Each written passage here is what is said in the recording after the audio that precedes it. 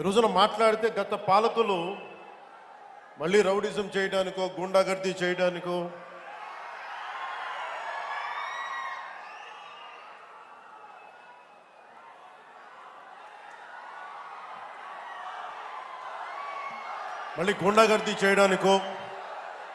Rowdyism చేయడానికో అలాంటి భావన మళ్ళీ ఉంది. మీకు తెలుసు కదా, రౌడిజానికి గుండాలకి గుండాగర్దీలకి బయటపడితే మన రాజకీయాలకు వస్తాం.